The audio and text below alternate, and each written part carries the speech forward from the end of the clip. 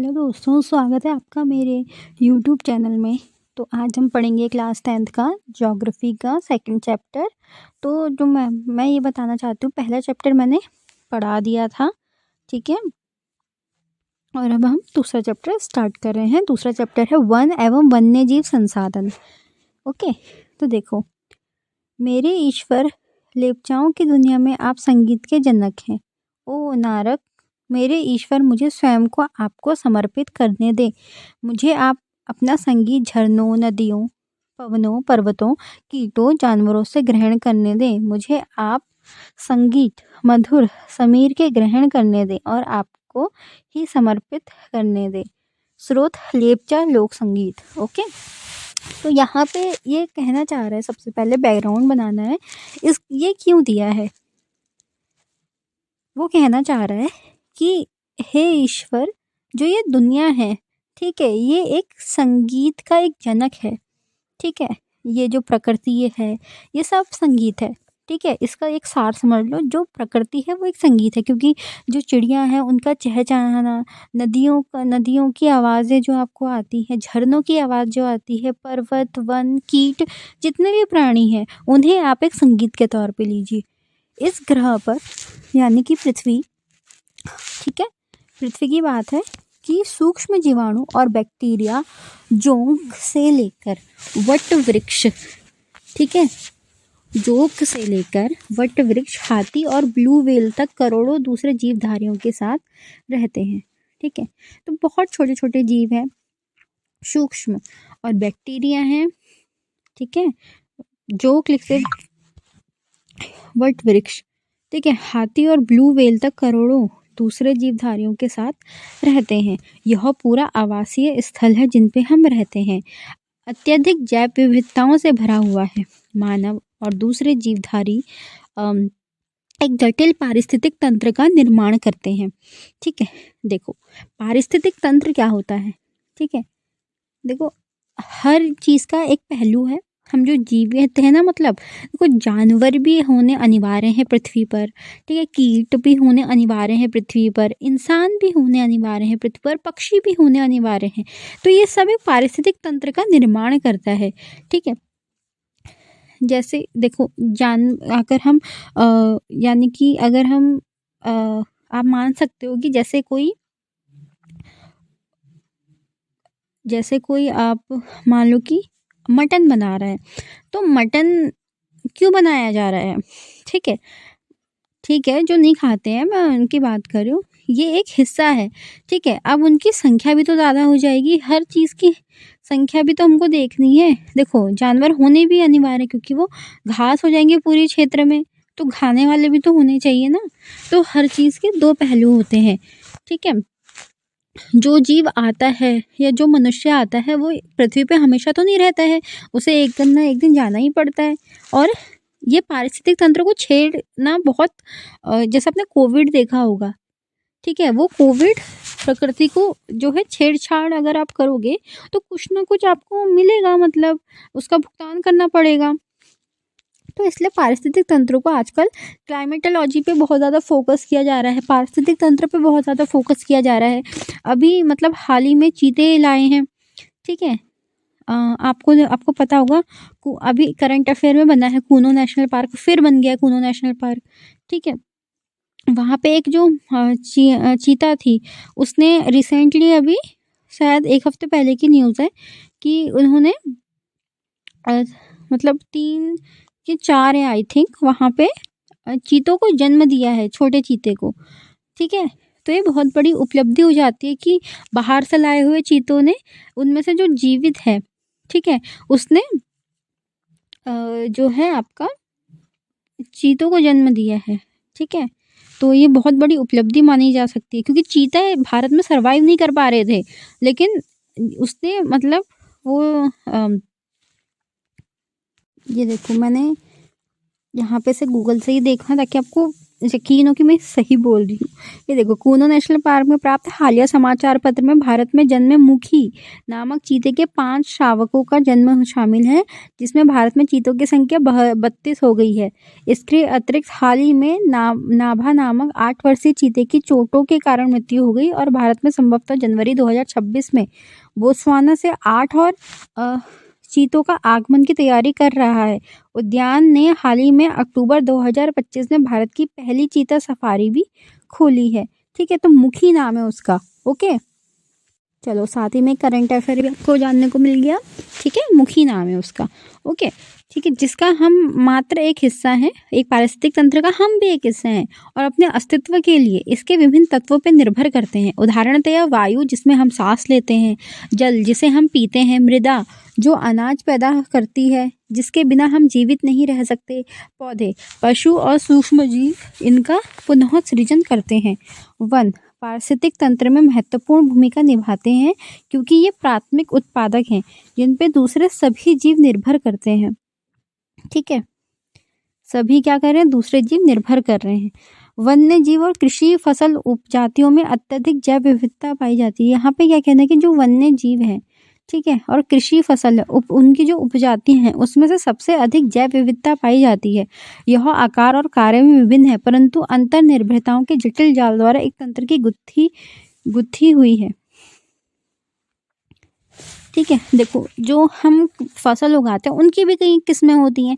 जैसे कि जो चावल है, कोई चावल मोटे होते हैं, कोई लंबे होते हैं, कोई पतले होते हैं। ठीक है, तो चावल की जो किस्में हैं वो अलग अलग मिलती है। ठीक है, भारत में वनस्पति जात और प्राणी जात, ठीक है, ये वनस्पति जात और प्राणी जात क्या है इसको हमें जानना है। यदि आप आसपास नज़र दौड़ाते हैं तो आप पाएंगे कि कुछ ऐसे प्राणी और पौधे हैं जो आपके क्षेत्र में ही पाए जाते हैं।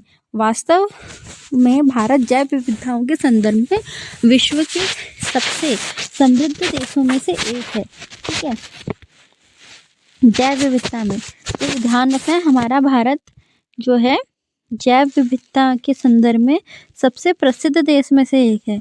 यहाँ विश्व की सारी जैव प्रजातियों की 8% संख्या, कितनी, विश्व की जैव उपजातियों की 8% संख्या लगभग 16 लाख पाई जाती है। ओके, तो याद रखना कि भारत में अगर विश्व की जैव उपजातियों का प्रतिशत पूछे, जैव उपजाति, तो 8% है। 8% लगभग 16 लाख के आसपास। ठीक है, ये अभी खोजी जाने वाली उपजातियों से 2 या 3 गुना है। आप पहले ही भारत में पाए जाने वाले वन्य जीव संसाधनों के क्षेत्रफल, किस्मों के बारे में पढ़ चुके होंगे। आपने सोचा होगा कि इन संसाधनों का आपके दैनिक जीवन में क्या महत्व है, इम्पोर्टेंस क्या है। ये विविध वनस्पति जात, प्राणी जात हमारे रोज के जीवन में इतने गुथे हुए हैं कि हम इनकी कद्र नहीं करते, परंतु पर्यावरण के प्रति हमारी असंवेदनाओं के कारण पिछले कुछ समय से इन संसाधनों पर भारी दबाव पड़ रहा है। देखो कितने खनन हो रहे हैं। ठीक है, तो उन खनन के उससे हमारी मतलब कुछ भी हम अगर प्रकृति से छेड़छाड़ करते हैं ना, तो उसका जो फल है वो आने वाले समय में भविष्य में हमको भुगतना पड़ता है। मान लो कहीं हम माइनिंग कर रहे हैं, ठीक है, अब खोद दिया, बहुत ज़्यादा खोद दिया, ठीक हो गया, उस समय तो कुछ नहीं हुआ। ठीक है, अब आने वाले कुछ 10-15 साल बाद ऐसा हो गया कि वहाँ से मतलब ग्लेशियर पिघलने लग गए या फिर कुछ भूस्खलन वगैरह आ गया या भूकंप आ गया, तो बहुत नुकसान होता है। तो प्रकृति से भी उतनी ही छेड़छाड़ करो जो मतलब नुकसान ना पहुँचे आने वाली पीढ़ी को भी, और वर्तमान की स्थितियों में वह वर्तमान को ही नहीं, हमें तो कोई भी अगर नीति होती है ना, उसका वर्तमान और भविष्य, इसकी जो सीढ़ी होती है उसके बारे में सोच लेना चाहिए। ठीक है, चलिए, भारत में वन और वन्य जीव का संरक्षण, ये ऐसे के लिए बहुत महत्वपूर्ण हो जाता है। भारत में जो उसके जो वन है और वन्य जीव संरक्षण है, कैसे करेंगे, वन्य जीवन और वनों से तेज गति से हो रहे ह्रास के कारण इनका संरक्षण। देखो आजकल सिटीज़ बन रही, औद्योगिकरण को मतलब 1990 के बाद तो औद्योगिकरण इतना बढ़ गया है कि भारत के अंदर का बता रही हूँ कि उसे अपनाना, क्योंकि पूंजी भी तो चाहिए भाई। आजकल कार्बन क्रेडिट का ज़माना चल गया है, ठीक है, आजकल इन पर ध्यान दिया जा रहा है मतलब, लेकिन शायद उस इम्प्लीमेंट कैसे करेंगे हर नीति का। तो इम्प्लीमेंट करने का जो अधिकार है या फिर राइट होता है वो एक अधिकारी पे होता है। अब वो किस तरह इम्प्लीमेंट करता है वो आने वाले समय में जो भी बनेंगे या फिर जो बने हैं, जो कर रहे हैं, इसके कई उदाहरण आप देख सकते हैं, ठीक है। अब वनों का ह्रास हो रहा है, संरक्षण इनका बहुत आवश्यक हो गया, इसलिए हम तो आपका क्या बोलते हैं उसको, वृक्षारोपण करते हैं, ठीक है। परंतु हमें वनों और वन्य जीव का संरक्षण करना आवश्यक क्यों है? संरक्षण से पारिस्थितिक विविधता से बनी रहती है।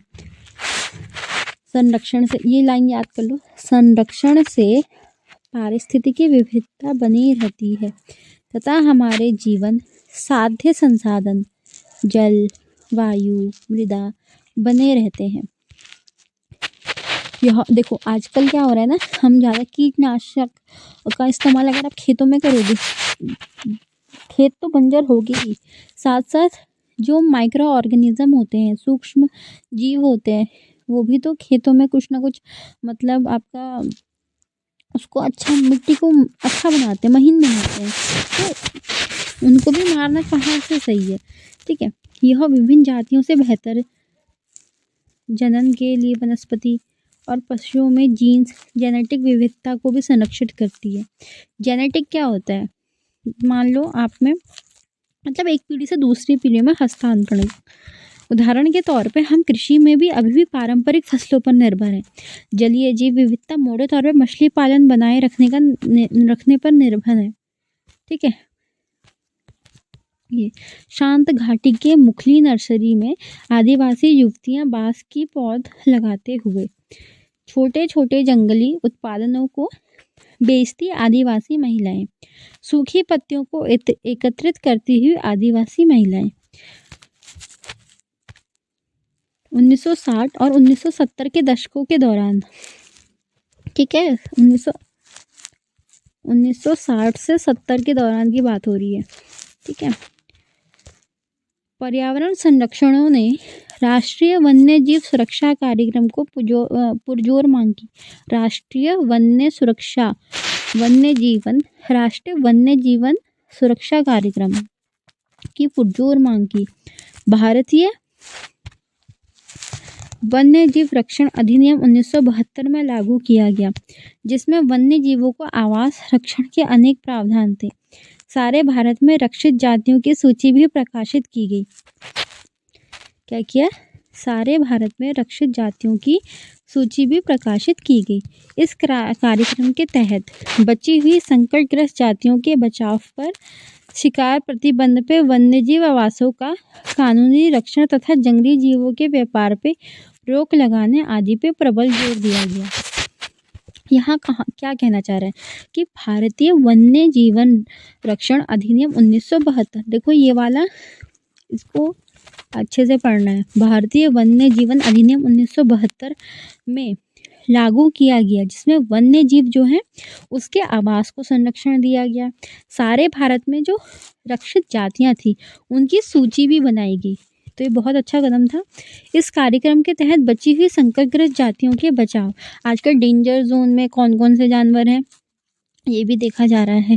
जो लुप्त प्रजातियां, उनकी लिस्ट, बहुत कुछ हो रहा है मतलब जानवरों को लेकर आजकल देखा जा रहा है। तो जो प्रायः लुप्त होने के कगार पे अगर कोई हमको जीव दिख गया जो नया मतलब लुप्त हो गया था, लेकिन अचानक से वो जीव है, तो वो हमारे लिए एक जीत है, ठीक है। हम उस प्रजाति को पुनः जीवित कर सकते हैं।